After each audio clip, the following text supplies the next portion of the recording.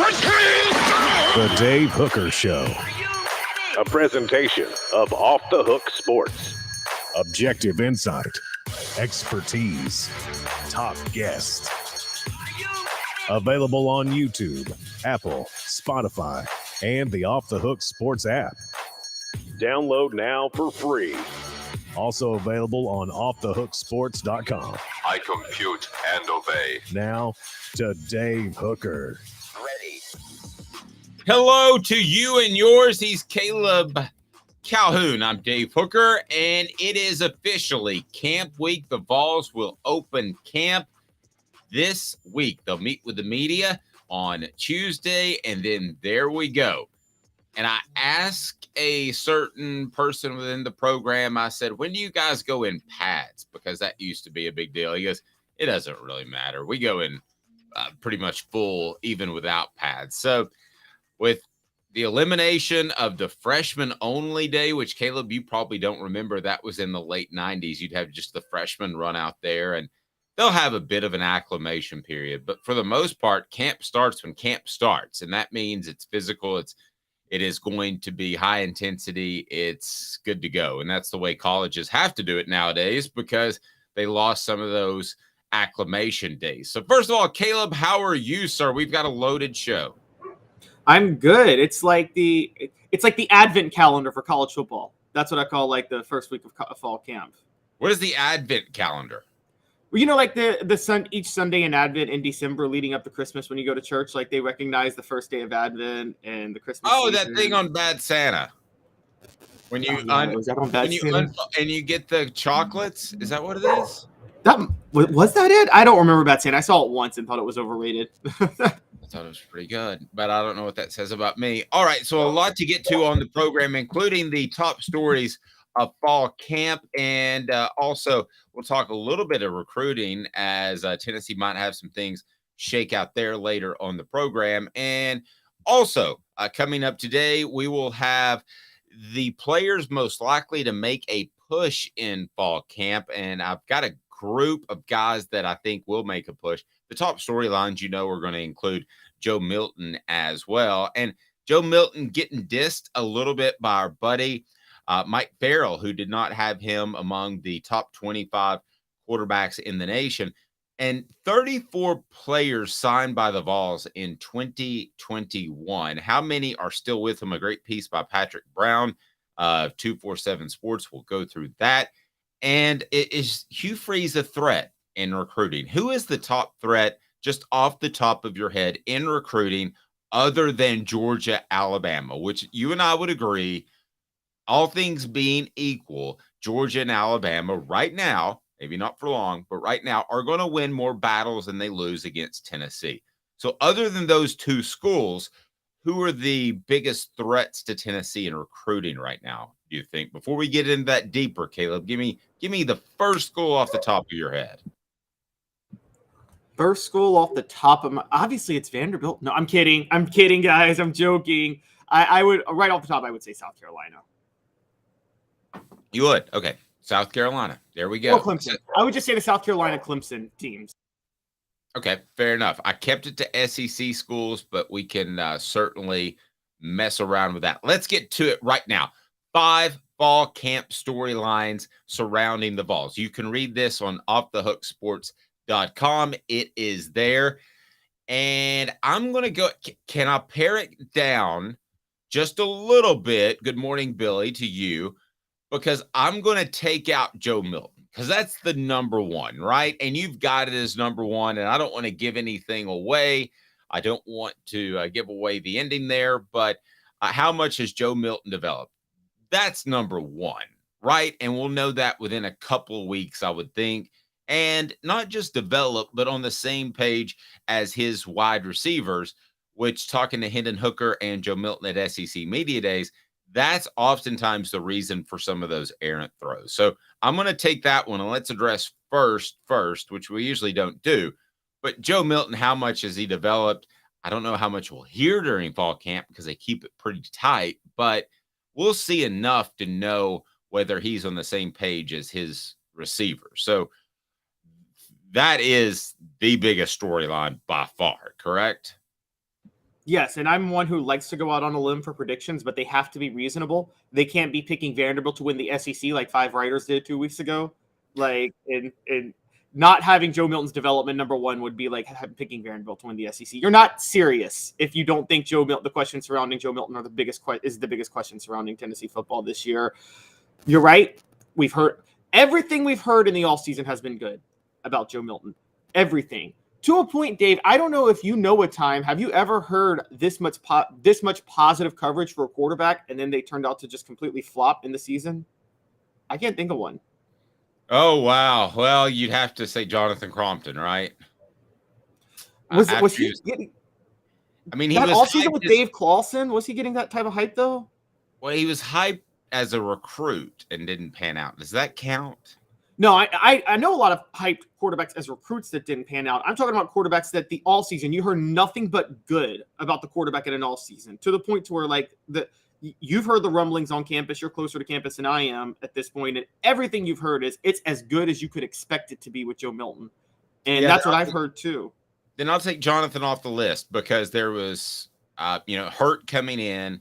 There was B.J. Coleman when he was healthy. So you were always wondering, this is solely one quarterback that Tennessee expects to take over. And yes, we've heard absolutely fantastic things from Joe. But the other 4 questions fit right in with what we like to do, and it's called 4 Downs. And it's brought to you by Zen Sports, changing gambling in Tennessee. 4 Downs is now. 4 downs. 4 questions. 4 answers. The Dave Hooker Show. 4 Downs. A presentation of offthehooksports.com. So we're going to touch base on running back, linebacker, offensive line, and the secondary.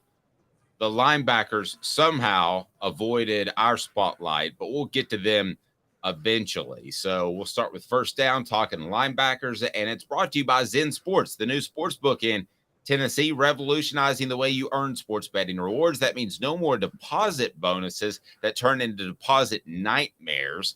And you know what I'm talking about. On Zen Sports, what you see is what you get with their cash rewards program. You get a lot of cash. For a welcome bonus, earn an unlimited 5% cash back on your betting volume with your first 15 days when you sign up with the promo code HOOKED. That's right, unlimited 5% cash back.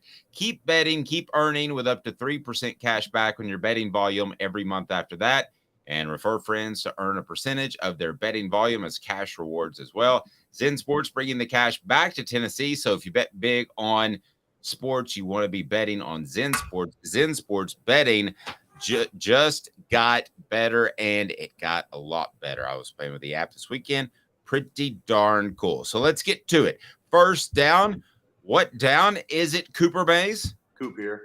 First down. Thank you very much. Will Arian Carter make a push at linebacker? So he did address linebacker. Who was I? What was I thinking? I guess I was thinking wide receivers. We don't have receivers in this group, but Arian Carter, will he make a push at linebacker? So unlike the old 4-3 or 3-4 days, we're pretty much talking about 2 linebackers. And Caleb, correct me if I'm wrong, but we have a pretty good idea who the top 2 are, right?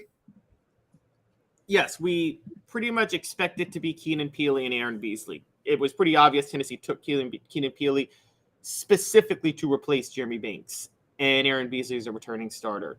So, yes, those 2, we expect them to start. So, what do you define Arian Carter making a push as? Because he will make a push. He will get on the field. I even wonder if he's athletic enough in some running downs to maybe slide into that nickel position and have a little bit more of a traditional 4-3. That's me going out on a limb. That's nothing I've been told. But will Arian Carter make a push in preseason camp? Yes, I think he will, and that's exactly what I predicted. I think you might see Tennessee do more traditional 4-3 defenses this year. I mean, this would be, given the questions in the secondary, which then in things we know that are issues on defense, this would probably be the best year for them to have one of those standard 4-3 Chavis style seasons. Remember how Chavis was all these blitz packages and drop the secondary in zone and just hope that the blitz packages would force errant throws. And you might see a lot more of that this year. with Arian Carter. I could certainly see that. And with Arian Carter, I believe he will make a push. Is it, as a freshman, is it a push enough to overcome Beasley or Peely? Probably not, but they'll find ways to get him on the field. I firmly believe that, with some sort of rotation. Maybe he's part of their pass rush package when it is passing downs. Maybe he's a bigger nickel back on running downs, but they're going to find a way to get him on the field, no doubt about it. Second down. You said Nickelback. I knew you were a fan. Did I say Nickelback? You said Nickelback. But I did find I found a good band over the weekend. Portishead. Have you heard of them? No, I haven't actually. Check them out. I'm getting hipper. I'm getting hipper by the day. Second down, Coop. Cooper Mays here. Second down. All right. Superstars at defensive tackle. I'm going to tell you, you tell me who can be a superstar at linebacker or defensive tackle, excuse me. And I'm going to tell you who should be if he's mentally ready. And this comes from people with inside the program. I mean, I think the clear one is Amari Thomas. Josh Heupel didn't send him to SEC Media Days for no reason. And I mean, I thought that he proved himself good last year. He proved himself to be a good defensive tackle. But he's got the experience, he's got the production, and he's got the size. What's holding him back from being a superstar? Okay. I think he'll be a starter. I think he will be, in my Tony Bennett voice that somebody asked for, he's going to be a crazy good cat on the defensive line. But I think that there is only one superstar right now, physically, that could take over games. I think that's Elijah Simmons. And I know that he was asking about Bennett, not Tony Bennett. Okay. Sorry. Bennett Warren, the recruit. Bennett Warren, the recruit. Okay. Sorry. I thought he wanted my Tony. I was so happy about that. Okay. We'll get to Bennett Warren. The guy who should make the biggest impact, the most physically gifted, is Elijah Simmons. As somebody told me within the program, he should be putting people in trash cans on a regular basis. So is he agile enough for that, though? Wasn't that always the question with Elijah Simmons, that he could, because he's in a 4-3. Yeah, I was told he's one of the, now that Darnell Wright's gone, he is one of the more athletic big men on the team. So we'll see if he takes that step. He needs that angry edge, and he's a nice guy and he sings the national anthem, and that's fantastic. But he needs the angry edge, Caleb. And if he gets that, Albert Hainsworth didn't have that when he showed up to the NFL. And Jeff Fisher says, you just got to get angry during plays. Now, that went a little bit too far. Then he started stomping on players' eyes. Yeah, against the Dallas Cowboys. But he said he would flip a switch and he would almost see red during the game. Elijah Simmons needs to talk to Albert Hainsworth. And I think the problem is, those players sometimes have trouble turning it off. Like Albert Hainsworth, like you said, he probably was zen at the NFL because he had some issues in college, i.e. chasing Will Offenhuser with a 10-foot pole. And so, I mean, greatest practice moment of all time, and it's not even close. He says he was missing the Tony Bennett. Well, you got it back, you grease gats. All right, so I think it should be you use the word superstar, not me. Okay, you didn't say best defensive tackle. You use superstar in your column. That should be Elijah Simmons, based off what I'm told. So we got what down are we, Coop? I lose track of downs. That's why I keep you around. Tennessee center Cooper Mays here. Third down. All right. Third down, the offensive line rotation. What will it be? How do you see that shaking out, Caleb? My prediction is there's still the same alternation that happened between Gerald Mincy and J.J. Crawford last year at left tackle. It's going to happen at right tackle because based on what reporting we've heard, even though Gerald Mincy's better, he doesn't seem mentally equipped to lock down that spot for the whole season yet. He just doesn't seem mentally there to be able to do that yet. May I sound like a broken record because I asked about those two guys last week. Mentally equipped or not, I don't know, but he needs to be meaner than darn it, just like Simmons. He needs to be meaner than darn it, either get it and move forward and be a great player. He is significantly more gifted than Crawford. So they're either going to have to go with the guy that is not as gifted, but plays hard all the time, or they're going to have to go with the guy who is more talented, but might misstep and might not be aggressive because of his uncertainty. So I can tell you that's the question at right tackle from within inside the program. What else you got? Okay, so then we go to the left side, and I think John Campbell Jr. is going to lock down that left tackle position. I don't know what you've heard, but I do think he's going to lock. So it sounds like left guard is the biggest question then. Andres Carrick, maybe? Would you say him? I think it'll end up being Carrick. I think Jordan Addison has a lot of ability to play somewhere, but again, he has to that switch has to flip in which he's physically mean all the time. They got 2 or 3 guys up front that need to be meaner. But if I had to put my money on it, I would say Carrick at left guard. And then, of course, Cooper Mays at center. And then what do you think of right guard? That one's obvious. Javonte Spraggins. Yeah, it's Spraggins. No question about it. But I think you got questions at left guard and right tackle based off a conversation that I had with somebody within the program just last week. So there you go. Inside information that we bring to you each weekday at 10. Brought to you today by Zen Sports. So we're already at 4th down. Man, we're running faster than the Josh Heupel offense. Tennessee center Cooper Mays here. 3rd down. Oh, that's 3rd down. All SEC center Cooper Mays here. 4th down. Thank you, Coop. Get the snap count correct. Come on. Who steps up This in is the the Missouri-Colorado 1990 game. Exactly what I was thinking. We spend too much time together. Who steps up in the secondary? It's the question. It's the question of the year for Tennessee. Save the toughest for last, did I? So Tennessee returns a strong safety in Jalen McCullough, who has some legal issues, so we don't know when or if he'll see the field this year. He should, I think, but that's a different story. Wesley Walker came on strong at free safety last year. So I'm going to go Wesley Walker. I think Wesley Walker is the most sure bet to kind of break out this year at safety for Tennessee. What do you think about Danico Slaughter? I hear they're thinking he's going to lock down a cornerback spot this year, and wasn't he alternating at nickel last year? Yeah, and he played some corner. This is not inside information, but I will ask about it since you brought up the question, and I feel a little unprepared. I think there's a star in him somewhere as a lockdown corner. Really? That's just watching his hips and what he did last year and hearing some stuff way, way back months ago. But I'll ask about him this week and see what I can figure out, and we'll have it later on the program for Danico Slaughter. But other than that, who are some candidates, Caleb? You're looking at Warren Burrell's back healthy after missing all of last year, starting with the Pittsburgh game. Have you turned into a thanks but no thanks guy for Kamal Hadden, or do you think that he has potential? I thought he had a lot of potential when he transferred from Auburn 2 years ago, but he was awful last year.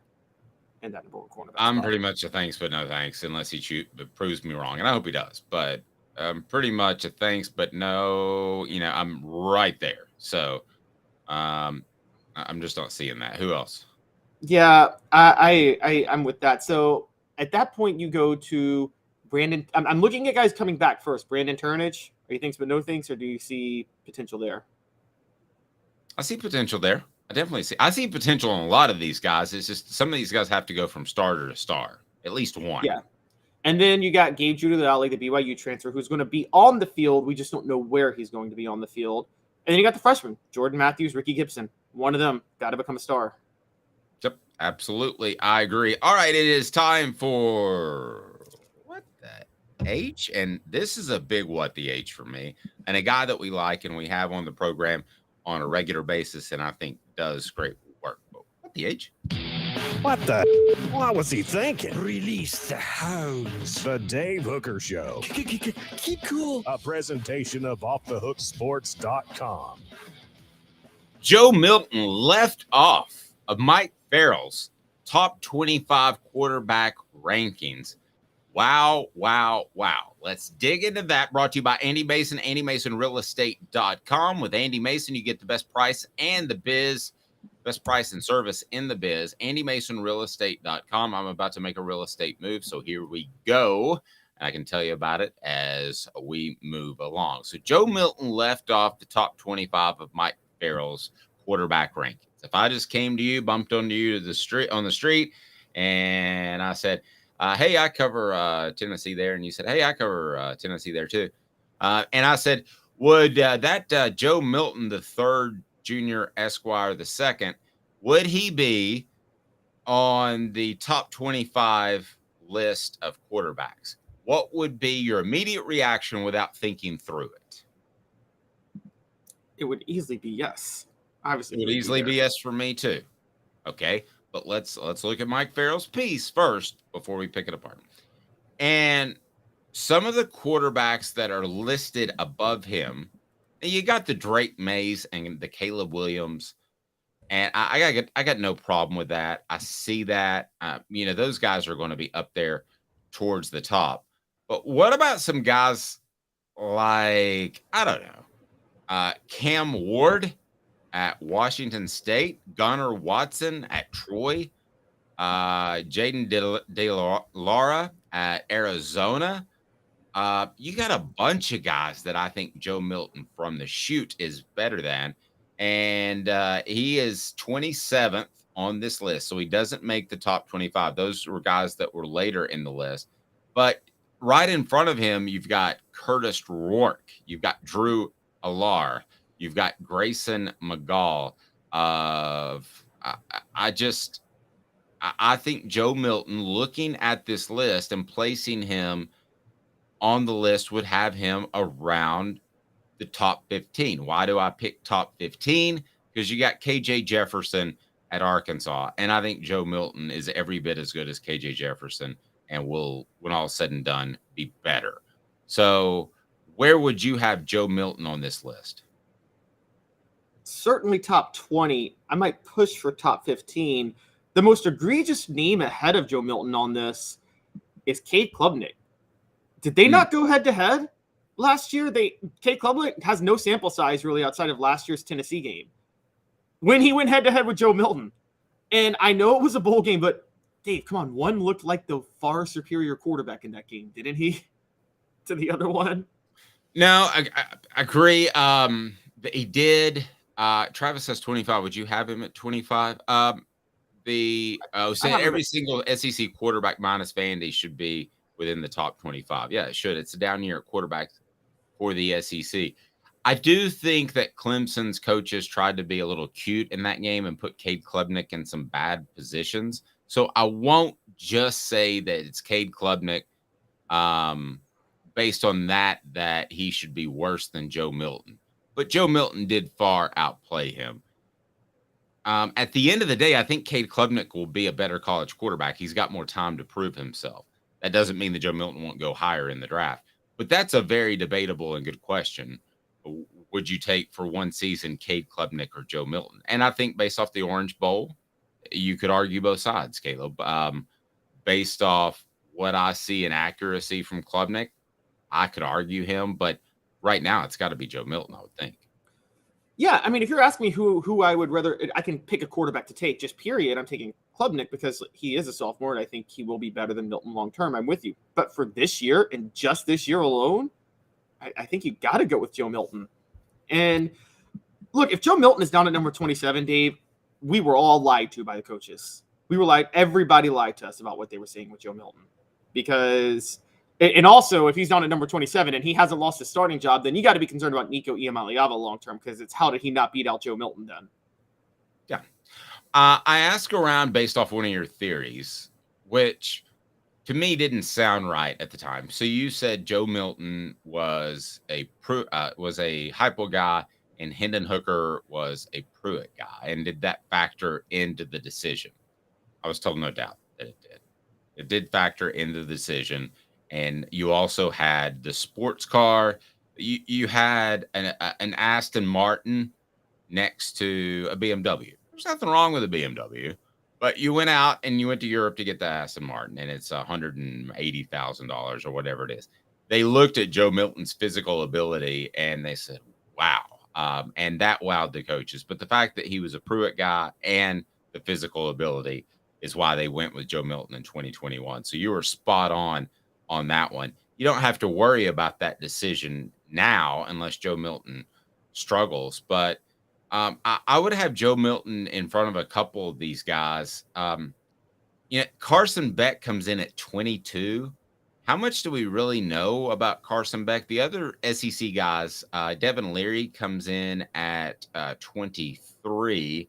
I mentioned, pardon me, KJ Jefferson in at 14. Going down the list, Drake May was number 1. Caleb Williams was number 2. Other SEC quarterbacks. Jaden Daniels, number 7. Or Caden Daniels. Yeah, Jaden Daniels. Daniels. I almost missed Jaden Daniels at number 7. Is he definitely the best quarterback in the SEC? I say so, Caleb, but I don't know that he is 7 spots better than KJ Jefferson. I mean, I guess if you like Jaden Daniels that much, you should like KJ Jefferson a little bit more. I'd take Jaden Daniels, but to me, I think Jaden Daniels enters the season the best quarterback in the SEC. Now, will he finish the season the best quarterback? I'm not sure. But KJ Jefferson had a bad drop-off last year.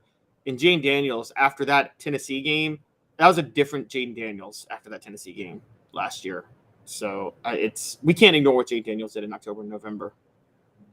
No doubt about it. All right, coming up. So I had a question from D. I thought Hooker was the Pruitt guy and Coach Hop got Joe. Yes, that is correct. Did I misspeak, Caleb? I think I got it. Maybe one of us accidentally said Pruitt with Joe. But yeah. Hooker was the Pruitt guy. Milton was the Heupel guy. And not just Pruitt. Remember, Kaden Salter was at Tennessee at the time, and he was kicked off the team because he had 2 arrests.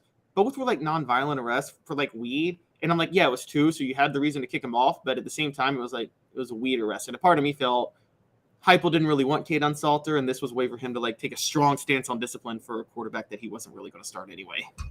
Yeah, he got pulled over, and they said, that's a little case. You put your weed in there. Do you remember the old Saturday Night Live skit?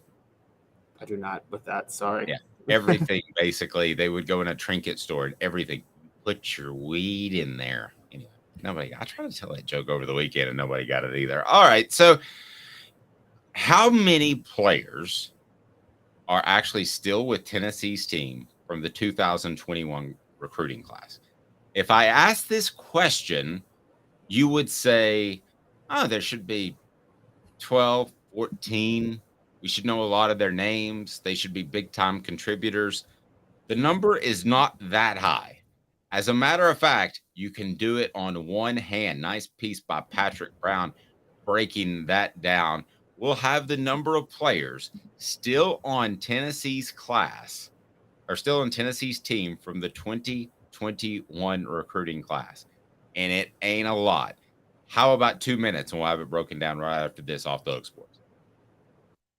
Sun, sand, and salt water, the beach is a very relaxing place. Unless you wear contacts. Ow! Open your eyes to the best the beach has to offer with LASIK vision correction from Campbell Cunningham Laser Center. Ah. Hi, Mike Davis here with City Heating and Air, reminding you to always dare to compare. Our team provides quality local heating and air service, installation, and maintenance across East Tennessee. We use only the best equipment like American Standard heating and air conditioning for your residential, new construction, or commercial needs. Honesty, dependability, and customer satisfaction have been the cornerstones of our business since 1961. City Heat and Air. Dare to compare.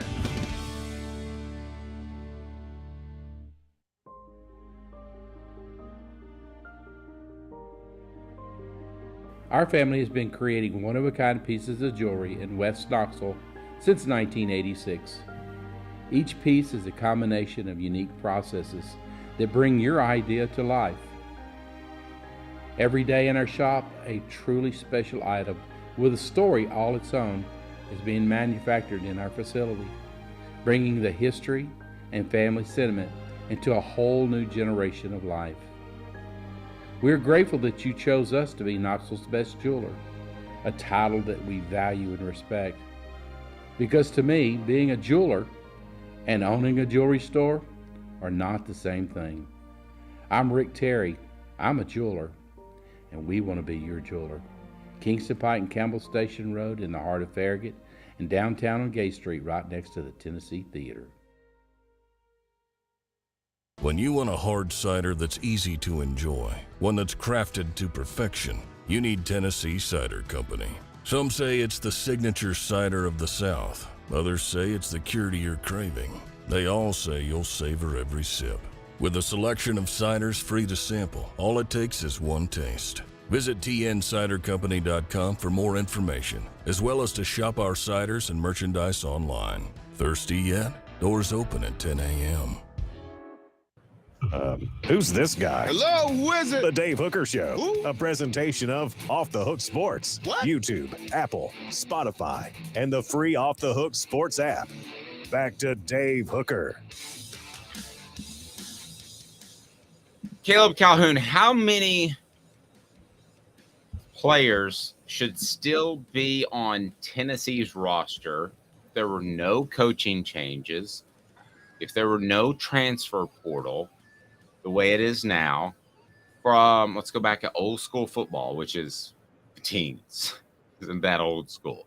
But how many players would you expect to be on Tennessee's 2021 recruiting class? So they would be coming into this season as, depending on whether or not they redshirted, they would be coming in as juniors. You could have some sophomores who redshirted. How many would you expect? And I'll give a little bit of a hint. 34 players either signed or committed. This is a good piece by Patrick Brown, Go Vols 24/7. 34 players either signed or committed. Caleb, how many would you expect to still be on Tennessee's football team leading into their junior year if we're back in old school football without the fluid transfer portal and without coaching turnover where guys are naturally going to leave? So factoring in decommitments, a couple of guys who still would transfer even in the old days, dismissals, and maybe one early departure for the NFL, two at most. Factoring in all that, I would say if you signed or got 34 commitments, 22 would still be with you. I was going to go 18. So we're in the exact same ballpark. Average it out to 20. Now this is stunning. Four players are still on Tennessee's class, or Tennessee's team from the 2021 class. Is that the state of college football, or is that a red flag for the Vols? Or let me give you another option. Is that just what Tennessee has been because of coaching changes and coaching turnover? Which is it, or all the above? It's coaching changes and coaching turnover. And for reference, I think 9 players from the 2020 class are still on the roster. So they have more players, twice as many players from the 2020 roster as they do the 2021 recruiting class on the roster. So let me give you another option. Is this just darn bad luck? Yes. And to be fair, even though they had 34 people sign or commit on signing day that year, they only had 17 signees. Only 17 players actually signed with Tennessee. And that was because there was a wave of decommitments because, one, Jeremy Pruitt was having a bad season. Tennessee was going 3-7 that year. And then he got fired, and a lot of those players had committed to Jeremy Pruitt. So you expected a lighter class than usual because of the coaching changes. You wouldn't expect 4. And I think that's a major testament to the job Josh Heupel did. Because Dave, you were covering recruiting in the late 2000s. Mm-hmm. That 2007 class was a bust. Outside of Eric Berry, was a total bust, really. And then a few others. I'll give Gerald Jones credit and a few other guys, but it was mostly a bust, the 2007 class. And the 2009 class was like another level beyond a bust. I don't know how you could go beyond. It was even bigger of a bust than a bust. It was the historic bust of all time. And that really did some serious damage to Tennessee in the early 2010s. It was hard for them to recover. Now, as far as the commitments, I'll give the coaching staff credit at the time. None of the commitments, because you can commit nowadays and the coach can stop calling you and you're going to go somewhere else and you're going to get the hint. It's not pulling a scholarship. You just stop calling them. And that used to be a big deal, but it's not. As far as the commitments, none of them went on to do great things elsewhere. So I would consider that a part of the talent evaluation. aspect of what you're doing when you recruit. If a guy doesn't develop into his senior year, you just stop calling him, and he's going to go somewhere else, and he's going to get the hint. We know Lane Kiffin didn't evaluate anybody. Or you just tell him, here's an idea, you should go elsewhere, and they're going to take the hint. You're not pulling scholarships. That used to be a real no-no, but that's the way you handle it. That's the way you handled it 20 years ago. It's not that difficult. But who are some of the guys that, Caleb, that when you look at this list, that Tennessee would still like for them to be on their roster before we get to the guys that really panned out? Who are the guys that you look at and you would say, man, they could really help Tennessee in 2020? See, that's just it. I'm not sure there is one. I agree. I was looking at this list and I was thinking, man, Tennessee really, they got really messed up by all these guys going elsewhere. But Caleb, that's really not the case. Pick one dude off that class that you'd be like, oh man, if he were a Vol, we'd be having a different conversation. We'd go from 10-2 to 11-1, which is our preseason predictions. We haven't totally given away, but I just did. So Caleb, which guy? Is there a dude on there? I mean, outside of, because he didn't leave the team, he just graduated, but outside of Byron Young, who graduated, it's not like he was dismissed or transferred. Right. That's the only one you would take back. No, I agree. And who are the winners? Who did Tennessee win with, will continue to win with, and they won by getting their scholarship at Tennessee? Obviously, Jalen Wright. And then who else? Yep, Jalen Wright. I got to say, J.J. Crawford. We kept thinking he was a stopgap guy until other linemen came in, but as we just talked about, he's not losing that job to Gerald Mincey yet. He's still splitting reps with Gerald Mincey, even though Mincey should be more talented. So, and a very highly respected player in that offensive line because he's kind of an overachiever type. Yes, exactly. I agree. Deshaun Rucker is still on the roster. He's a defensive back. I'm not so sure how long he'll be on the roster, to be fair. But what is he doing? Does he run and go get the overthrown balls and bring them back to practice? I mean, what really? He has blocked a punt to his credit, but he's got speed. Which is usually because of everybody else that blocks a punt. When you block a punt, usually it's because somebody else did something right or it's schemed. But anyway, all right, who else, Caleb? I mean, and then Christian Charles, who I thought was a rising star cornerback, but he had speed, but couldn't really transition that to actually playing cornerback.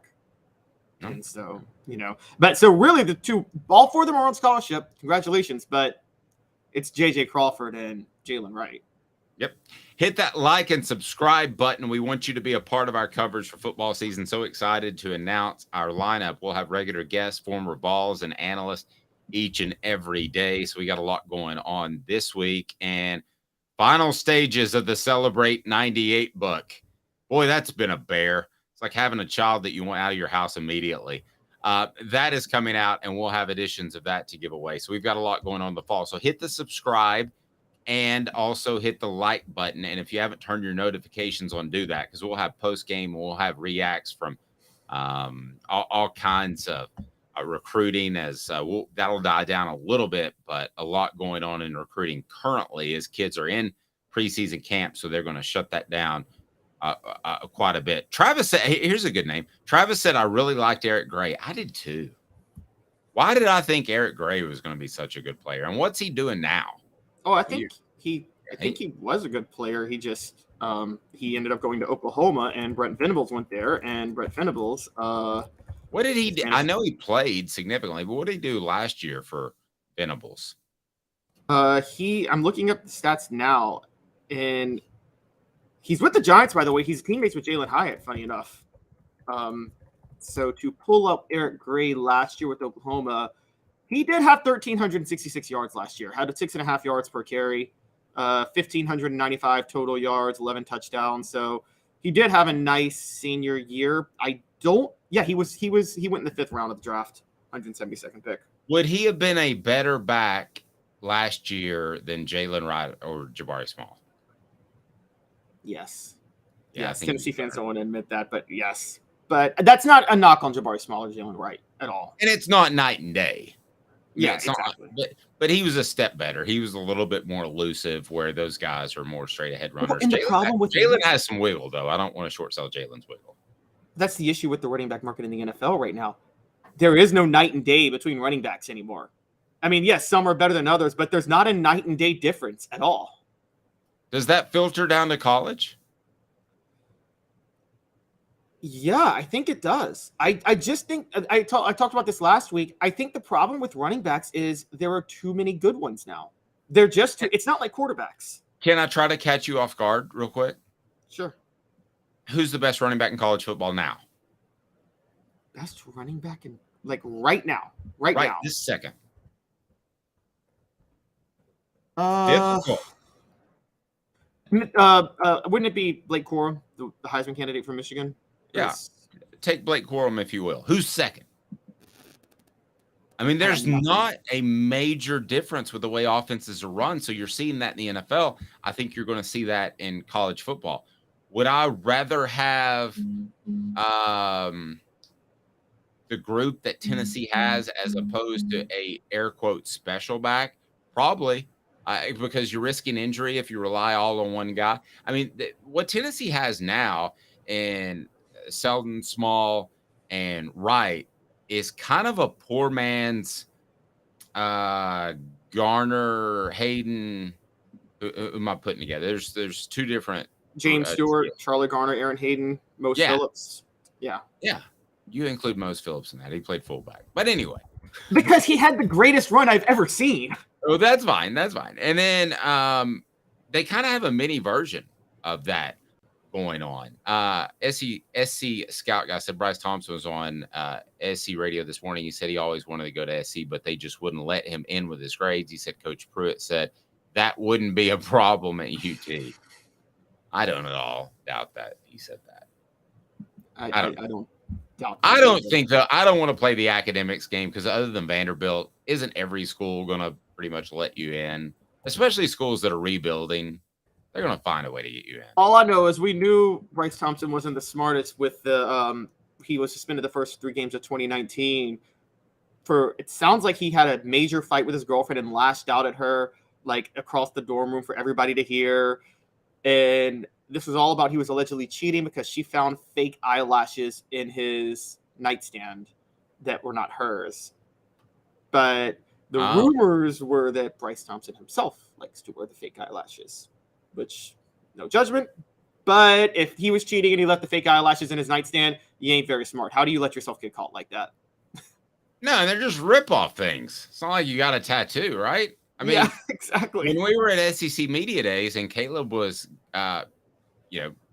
bringing it down after a big coverage, he would just pull his right off. He would just pull his fake eyelashes right off. Oh, my gosh, Dave. And I was like, I thought they would stick more. And he goes, nope. You just pull them right off. I was like, okay, well, they look fantastic. They looked really good. Auburn flips 2 5-star prospects. Hugh Freeze is Hugh Freeze. Hugh Freeze might like escorts. Hugh Freeze might cheat. But Hugh Freeze can evaluate talent, and he can recruit. He got 1 from Alabama, 1 from Georgia. How big of a threat is Hugh Freeze? And that takes us to today's tough question. Today's tough question is, who is Tennessee's biggest threat other than Georgia and Alabama? So you would agree that Georgia and Alabama to overcome are the 2 biggest threats, right? They're going to win most of the battles. Would you agree with that? Yeah, they're absolutely going to win most of the battles. And the thing is, Tennessee, since integration, when has Tennessee been at its best in football? The late 60s when Bear Bryant had lost his touch before the wishbone, and the 90s when Alabama and Georgia were both disasters of programs.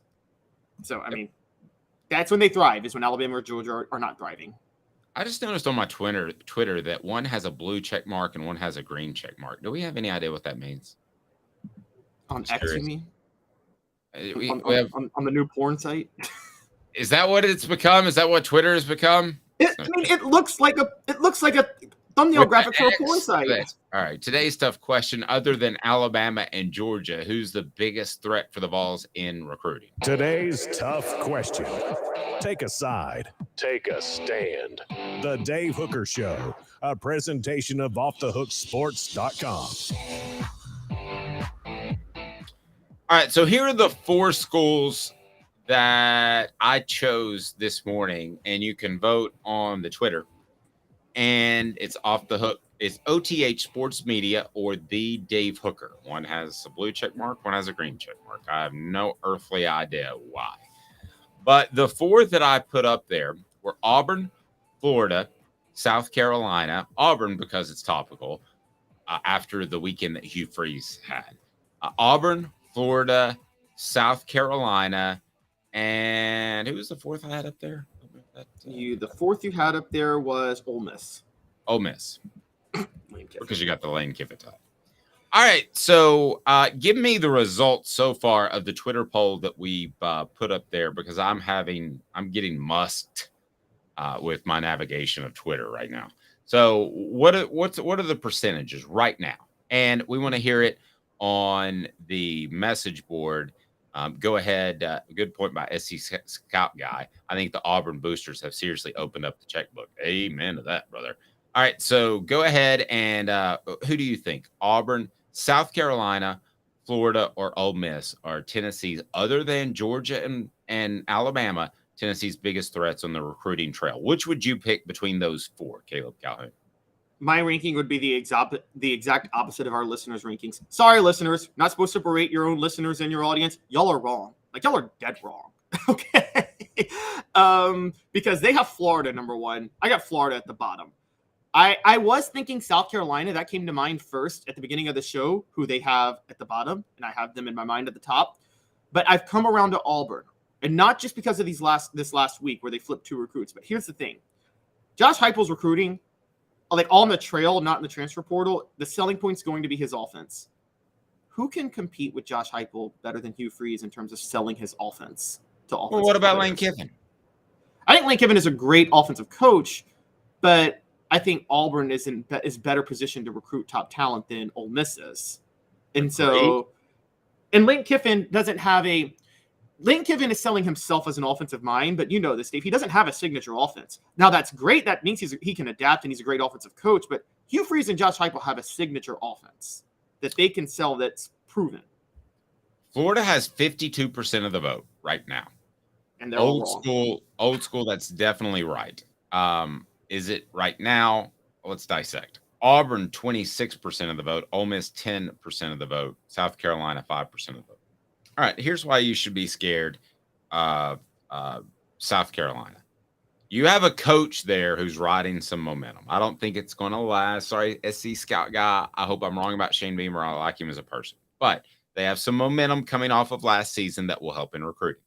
They have a coach that has openly said and believes that when it comes down to it, it is all about recruiting. He wants to be a CEO type like Philip Fulmer was, and he wants to be uber recruiter. I mean, Philip Fulmer sometimes would leave practice a little bit early during Vanderbilt and Kentucky week so he could make phone calls to prospects. And that was incredibly intelligent because Tennessee was so much better than Kentucky and Vanderbilt at the time. Then you go to Florida. Should you be concerned about Florida? Why? Well, yes, because you want to recruit in Florida, and Billy Napier is the detail-oriented coach.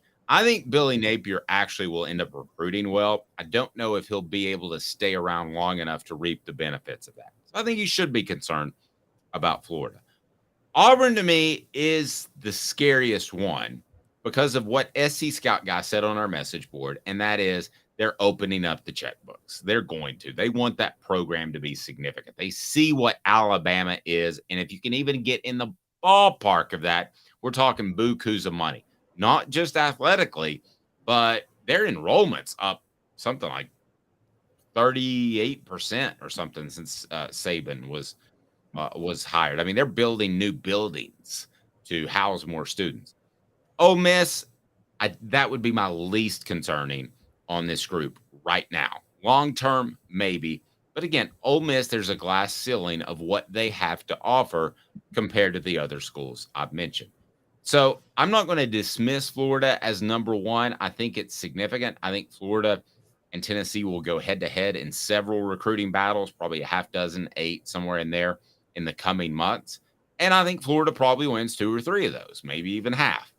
But Auburn is the one that I think should scare everybody in the SEC because Auburn is going to have playing time to offer. They're going to, I think the checkbooks are open, and Hugh Freeze is an incredible recruiter. Now, maybe some of that was done with money. Maybe all of it was done with money, but I don't think so. I think some was done. I go back to that class where they got Robert Kimdiche and they got Laquan Treadwell. They got the safety out of Mississippi. Suddenly, Antonio Connor, I believe it was. So they got Antonio Connor because he's in state. Treadwell had family that was nearby, and Kimdiche's brother played on the team. So those three made sense. Is Auburn going to start getting Laramie Tunsil? Laramie Tunsil, it made no sense that he went to the University of Auburn the University of Ole Miss over Alabama or Auburn. That was a pay guy. They paid him. I don't think they're going to be able to do that, but I would still argue that Hugh Freeze, 75% of a recruiter, if he doesn't have the cash to throw around, which he does because of NIL, I think he's a heck of a recruiter. I would probably have him as one of the top 5 recruiters right now in the SEC. Would you? Yeah, easily. And the thing is, Hugh Freeze is such a good recruiter. He was able to be selective about who he went for at Ole Miss. People forget this, but Hugh Freeze's offensive philosophy is, I don't want a receiver under 6'3". That's really the way he coaches and the way he goes about his offense. He wants all big receivers, and he purposely turned down smaller receivers who he could have gotten at Ole Miss, and he's doing the same at Auburn. Look, Josh Heupel is 1,000 times better of a human being than Hugh Freeze, but in terms of people who are like the most confident in their offense, it's Josh Heupel, Hugh Freeze, Chip Kelly. Those three, they know their offense is going to work regardless of who they have in there, and they can be selective because of that to a certain degree. And Hugh Freeze's offense does have a track record, and he beat Nick Saban twice. So whatever you think of him, I mean, the guy is a very good coach, and he hit his ceiling at Ole Miss. I don't know how long he's going to last, because, again, when you're a sociopath like Urban Meyer was, you can only last so long before it comes back to bite you. So I don't know how long he'll last at Auburn, but, I mean, you get 6 good years out of him. Dave, look at Florida. They had 6 years with Urban Meyer. They'll take those 6 years and what they got in those 6 years any day of the week. It is interesting on our message board how it's all over the place. Travis says it's always going to be Auburn. SC Scout Guy said, I think the Auburn boosters have opened up the checkbook, which I mentioned. Rocky Top Tom says Auburn and South Carolina. SC Scout Guy says, I think it has to be Florida. Rocky Top Tom says, wait till Florida shocks some people this year and they start getting some 5-star talent down there. That NIL is going to go nuts in Gainesville. And all fairness, with the Jaden Rashada thing, I mean, they had a quarterback on campus and they didn't have the ability to pay him, which was bizarre. Can you imagine a free agent like, I don't know, pick any free agent.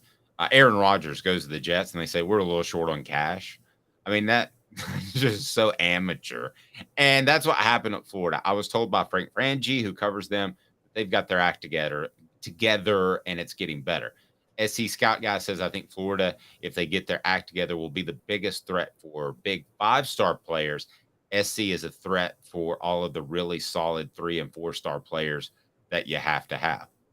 Interesting take. I would agree with that. I think South Carolina is going to be a threat for the 3- and 4-star guys. You're going to get higher rankings in Florida. I think Auburn is going to try to land some 5-star guys. Ole Miss, you're battling for the 3- and 4-star guys. And basically, I put them on the list because of Lane Kiffin. So if you break down those three, yes, I would agree with what SC Scott Guy says. And that is, I think you're going to battle South Carolina for the 3- and 4-star guys. The Auburn, the Floridas, I think you're going to battle for some big-time talent. I don't think you're going to battle Florida much because I don't think Florida's leaving the state of Florida anytime soon. And I don't think they're going to have to. If they can get their act. But I think Tennessee has to go into Florida. Okay, so they might battle Florida for a couple of guys from Florida. That might be true. But I think Tennessee's going to battle Georgia and Alabama.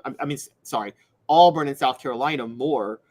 Again, they even in their heyday, Dave. I mean, like, think about it. In the 90s, yes, Steve Spurrier was the biggest threat, but Tennessee's talent came from Georgia, Alabama, South Carolina, and within the state, where Spurrier relied on Florida guys. One thing that's scary to me about Florida, and the reason I say they're not going to go national anytime soon and won't have to, we just talked about Miami. For those who don't know, Miami's got another booster facing serious legal issues. Could really hold the program back. They could get in trouble again, even in the NIL era. And Miami and Florida State are stuck in the ACC. And as long as they're stuck in the ACC, Florida's got the massive advantage because, again, $17 million payout for Miami and Florida State, $51 million payout for Florida. Who's going to have more NIL money to get the Florida recruits? It's not even close. No, you would think so. And I do think Billy Napier is going to have more success based on people I talked to than I did this time last year. But I don't know that, again, he's going to be there to reap the benefits of that. You got some Vols dominating NFL camps. Let's touch base on Darnell Wright first. And I noticed this over the weekend too, as did you. What news did Darnell Wright make? Because it's pretty impressive. So Darnell Wright accidentally went through the wide receiver workout program that the Bears have rather than the offensive line workout program. And this 6'6", 335-pound offensive tackle reportedly crushed it with the offensive line workout. I mean, with the wide receiver workouts. Crushed it. And that's insane. I mean, we talked about how much of a natural athlete he is. Dave, this is some rare stuff. I was asking my brother on the weekend, could he be the best NFL offensive tackle from Tennessee ever? Like, could he surpass Jack Clifton? Well, I mean, historically, you would have to say probably not, right? I mean, it's just that's pretty. He would have to. Chad Clifton has the title right now. If you look at NFL production. No, I agree, but you would have to say. I mean, you would have to say he has to move to left tackle, right? Just because we can't say a right tackle. I mean, yeah, okay, that's fair. But I mean, this is freakish what he's doing right now. Yeah, I think you got to watch two things. I think you got to watch.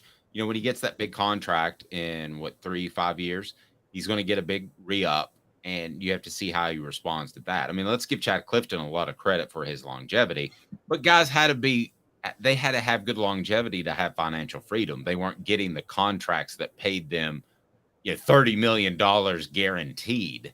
So I always wonder about players when they get that first big contract. I've seen a lot of players get stupid contracts as a Dallas Cowboys fan.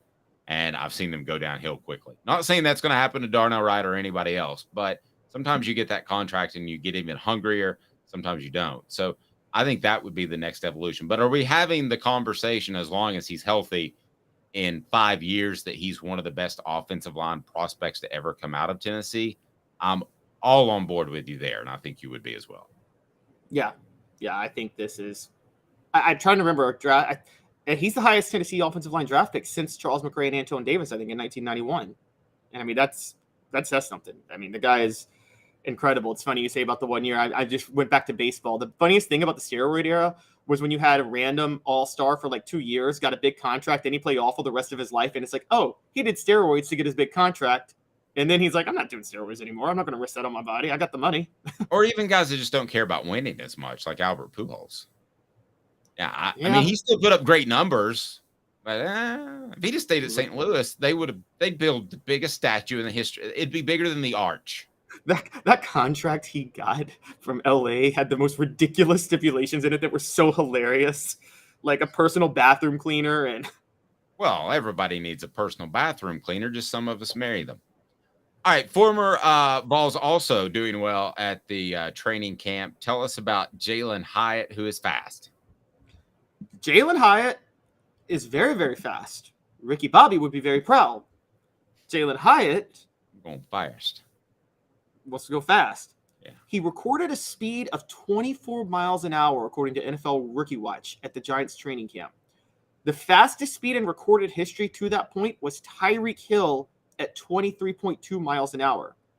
Now, Dave, tell me, 0.8 in a 40 time is a significant difference.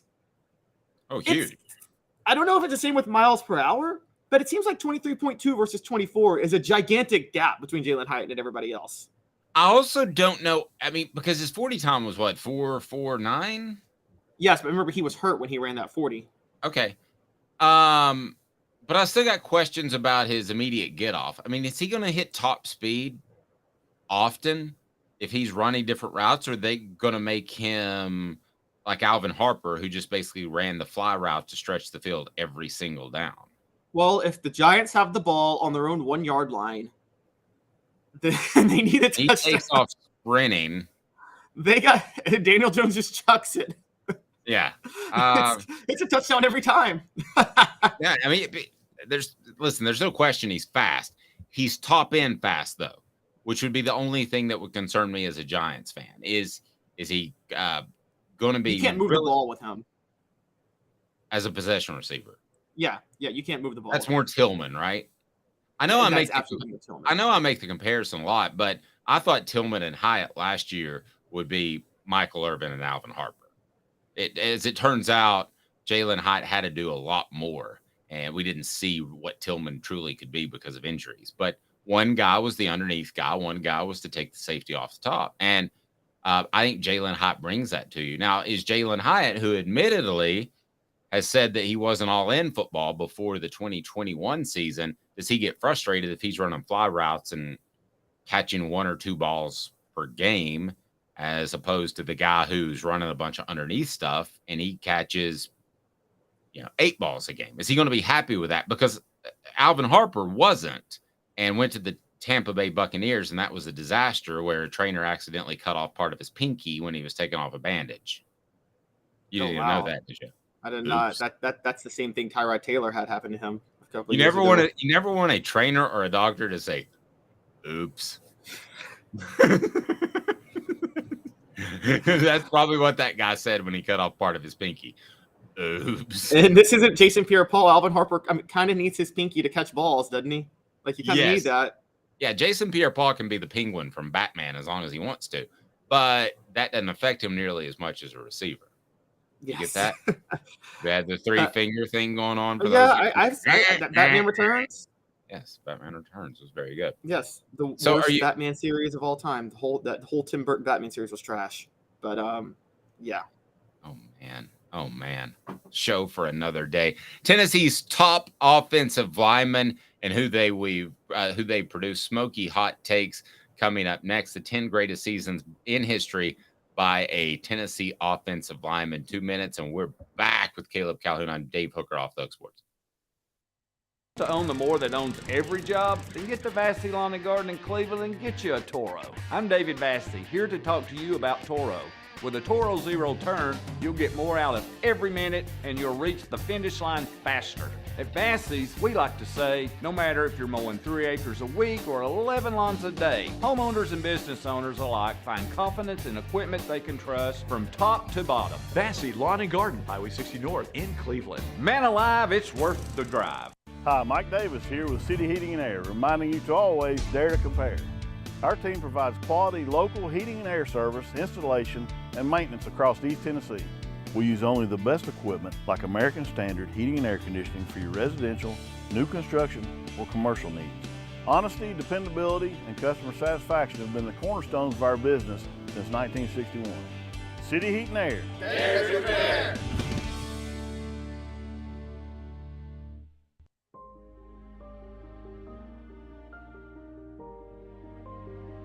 Our family has been creating one-of-a-kind pieces of jewelry in West Knoxville since 1986. Each piece is a combination of unique processes that bring your idea to life. Every day in our shop, a truly special item with a story all its own is being manufactured in our facility, bringing the history and family sentiment into a whole new generation of life. We're grateful that you chose us to be Knoxville's best jeweler, a title that we value and respect. Because to me, being a jeweler and owning a jewelry store are not the same thing. I'm Rick Terry, I'm a jeweler, and we want to be your jeweler. Kingston Pike and Campbell Station Road in the heart of Farragut, and downtown on Gay Street right next to the Tennessee Theater. With all that sun, sand, and salt water, the beach is a very relaxing place. Unless you wear contacts. Ow! Open your eyes to the best the beach has to offer with LASIK vision correction from Campbell Cunningham Laser Center. Ah. You're listening to The Dave Hooker Show, a presentation of OffTheHookSports.com. The internet is full of pictures of each and every one of you. Available on YouTube, Apple, Spotify, and the Off the Hook Sports app. Download now for free. Is there nothing you people can't do? Also available on OffTheHookSports.com.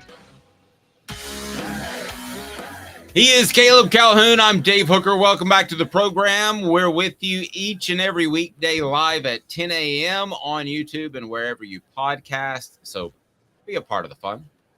And also know that you can go to offthehooksports.com for commentary and news on the Vols. And it all starts this week as camp will open.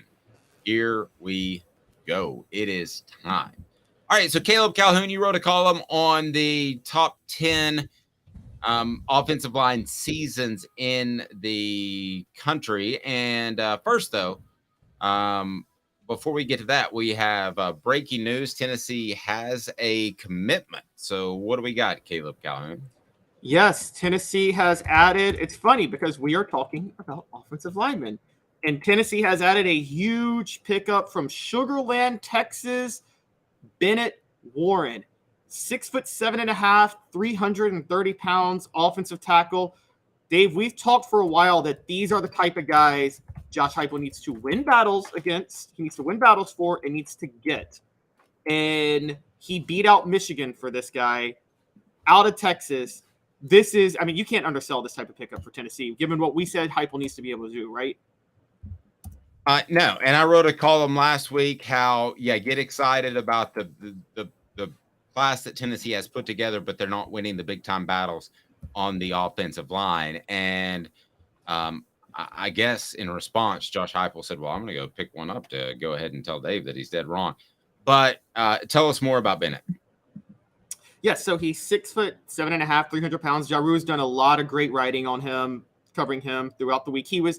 Everything seemed like he was going to go to, I believe, Michigan earlier in the week, last week, but then people started changing their 247 Sports crystal balls and flipped it to him trending to Tennessee over the weekend. So I don't know what happened over the weekend that changed things, but this is, again, 6'6", 6'7.5", 330 pounds coming out of Texas. Some people, Rivals Dave has him listed at 6'8", and so he's going to play tackle for Tennessee. This is look, if Gerald Mincey doesn't work out in 20 and has to come back in 2024, this is the type of guy you could see taking a starting job as a freshman on the line, which, as you know, it's easier to take a starting job at tackle than guard. Now, Tennessee landed him, and he's a 4-star prospect. But when you look at his list of Brigham Young, Colorado State, Florida, and Florida State, it's not a wow me list. I mean, Florida State's hot. Florida is Florida.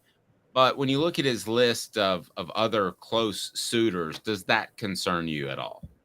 No, because Michigan, Texas A&M, and Oklahoma were also targeting him pretty heavily too. And even though Texas A&M is a disaster of a program, they're still in the recruiting battles with everybody because their NIL initiative is insane. And so they're in Texas. So they're actually okay. It seemed like, according to reports, it seemed like they kind of started to pull ahead in June, and that's when people started to flip their crystal balls. But, just to think about it, I mean, this comes on Tennessee landing Max Anderson, another offensive tackle from Texas, guard William Satterwhite. So their offensive line class all of a sudden looks better than it did about a month ago, and they now are number 9 in 247 Sports Composite behind Georgia and Florida. I still maintain they're not done. They've got a lot of other people they're targeting, but this is there's no sugarcoating it for a Sugarland guy from Sugarland, Texas. No sugarcoating it. I think he's a really, really, really big pickup. And again, there's a little bit of more of a development that's required of him than you see from other guys. But again, 6'7", 330, reportedly very athletic. I mean, that you can't teach those things. No, you can't. And you would think you would be a natural tackle at that size. And you had Michigan coming at him really hard. You mentioned Texas A&M as well, even though they weren't technically in his final list of suitors. So this, let's give credit, being reported by Steve Wiltfong. And the thing that I like about Bennett or Warren, is that he looked around at a bunch of schools, and I think it looks like he made a business decision. He didn't just get wowed and go with school X. I mean, I think when you look at Brigham Young, when you look at some other schools that he looked at, he didn't get wowed by the recruiting process. And I think that most oftentimes, other than quarterback, Bennett, that offensive linemen are the smartest guys in the group. So with Bennett Warren, I think you're going to get a really smart young man. And I think that you're also going to get, he went to private school, and I think you're going to get more along the lines of just a natural tackle. I think John Campbell's an example of that too. But it seems like Tennessee has had a lot of guys that can play guard or tackle, whereas now they're maybe picking guys that they know where they're going to play when they get to college. But this is a monster pickup, a 4-star prospect. You look at more of Bennett and his Warren and his breakdown, and he is just one of the top offensive line prospects in the nation. There's no arguing that. He's 143 overall prospect nationally. He's the 25th prospect in Texas, which is really good. And then he's the 8th best offensive tackle in the nation. Now, listen, guys, I've told you the one potential Achilles heel for Tennessee right now in their growth is next year when they potentially have to rebuild an offensive line that had some Pruitt guys on, and not Pruitt if you want to, but he was good at evaluating talent, and he also liked mean streaks, which he got, particularly with Cooper Mays. And then you've got Bennett Warren, who I don't know if he has a mean streak or not, but that's a guy you went out and targeted and got. And I think it's just a monstrous get by Tennessee. Yes, and he is, depending on which service you go to, he actually is considered as high as potentially is the number 1 offensive tackle in the state of Texas. It's 1 or 2. 247 Sports generic has him number 1. 247 Sports Composite has him number 2 in the state of Texas, behind Blake Ivy, who is from League City, who's training to Texas A&M. But either way, a top 2 offensive tackle in the state of Texas is, I mean, that's really, really good. That's exactly the type of offensive lineman you need. I don't know if this is updated or not, but to me, I'm looking at the 247 Sports, and I've got him number 5 offensive tackle, and the Composite number 8. So well, that's nationally. I'm saying nationally. In the state of Texas. Yeah, in the state of Texas, number 2 offensive tackle and number 1 overall. Now, Rivals, I'm pulling up Rivals right now, and Rivals has him the number 16 offensive tackle. But Rivals names everybody a tackle on the line, so they're a lot less specific. But they have him the number 44 player in Texas, so a little bit lower with Rivals. And if you were going to go to On3, which I do take into account now and some value, I believe he's the number 29 ranked offensive tackle, or number 29 ranked player in Texas, number 13 ranked offensive tackle. But again, 247 Sports Composite, which takes all these things together, has him at as the 2nd best offensive tackle in Texas and a top 10 offensive tackle nationally. Yep. Tough not to get excited by him. And you said that moved them from 10 to 9 in the national rankings? Yes, but I'm looking at it now, and I think it might move them higher because I don't believe these national rankings are fully updated, actually. So I think they might have been 9 before the day started. They were 10 when I wrote about that they needed big guys last week. Right. But they could have moved up because another team lost a decommitment. They're supposed to be instantaneous, but you often wonder if it takes. See, they're already up to 8 now. When I just told you they're 9, I see them now at 8. Funny enough. So maybe we just stay on the air and they get it to number 1 by the end of the day, because we're the good luck charm. Exactly. All right. So Tennessee picks up a big one out of Sugar Land, Texas. It is Bennett Warren. And that's the type of guy that Tennessee has to win those battles. They have to get 4 or 5 of those a year, because only half are going to pan out for whatever reason. And those are the numbers that Georgia's getting. They're getting 4, 5, or 6 4-star or better a year. And if you want to be able to man up and push people around, and Tennessee does, but despite all the throwing the football around, they want to push people around as well.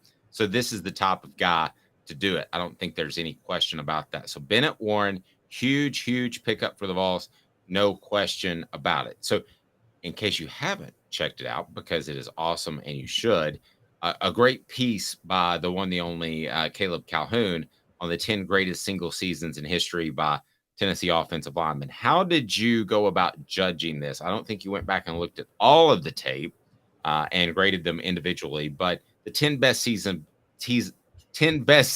by Tennessee offensive linemen. That's not easy to say. So I looked at where Tennessee, I looked at a few things. I looked at accolades because you have to take that into account, but Tennessee has, I think, like 17, 18 All-Americans. So you can't just put that in. And I think sometimes they get it wrong who should be an All-American each year. And then I looked at who was the primary blocker when there was a year of high productivity by Tennessee's offensive line.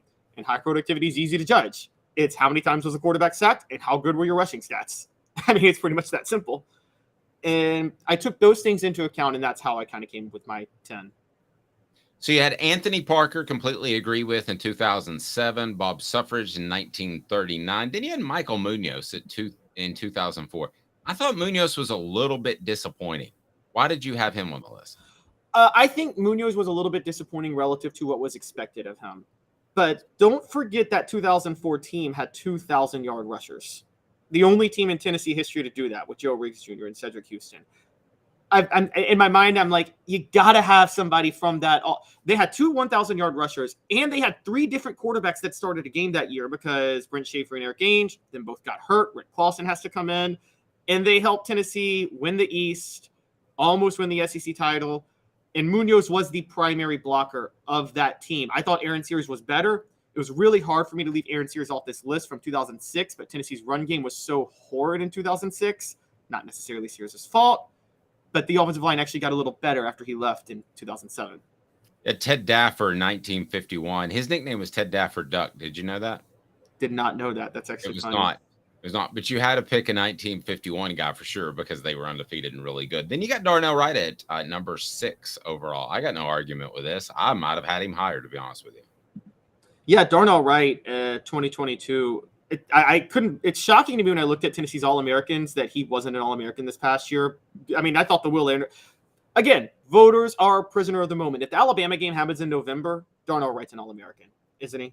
With what he did to Will Anderson. Like, if that game happens November the 18th, Darnell Wright is a first-team unanimous All-American, no questions asked. Yes. And, yeah. So, I think Darnell Wright, I have him. I could have had him higher. There's some others that are crucial, but, yeah, I thought number 6 was fair. Ted Daffer blocked for the first Heisman runner-up in Tennessee history, Hank Laricella, who should have won in 51. There you go. Chip Kell in 1970. You had Fred Weary. I got no argument with that in 2001. Bob Johnson, 1967. Cozy Coleman in 1998. I might have had him number 1, but you had Eric Still, 1989. Why Still over Tillman or over Coleman? Well, Coleman, it was really. I thought Coleman was a collaborative effort between Coleman and Chad Clifton, honestly, on that side. And both were amazing, by the way. And I thought Coleman was better, so I gave it to Coleman. But Eric Still was the primary blocker for the 89 team that switched quarterbacks with Andy Kelly to Sterling Hinton. And I'm sorry, Sterling Hinton to Andy Kelly. And Dave, that's the greatest rushing season in Tennessee football history, if you look at the numbers. And they went from Reggie Cobb to Chuck Webb seamlessly. No issues. Charles McRae, Antoine Davis were both bigger NFL stars and were on that line. But in college, Eric Still was the star blocker for that group. Yep. Monstrous pickup again for Tennessee. Bennett Warren is Tennessee's newest commitment, 4-star offensive line prospect out of Sugar Land, Texas. Big stuff. Go to offthehooksports.com for more. He's Caleb Calhoun. I'm Dave Hooker. This has been a presentation of Off the Hook Sports.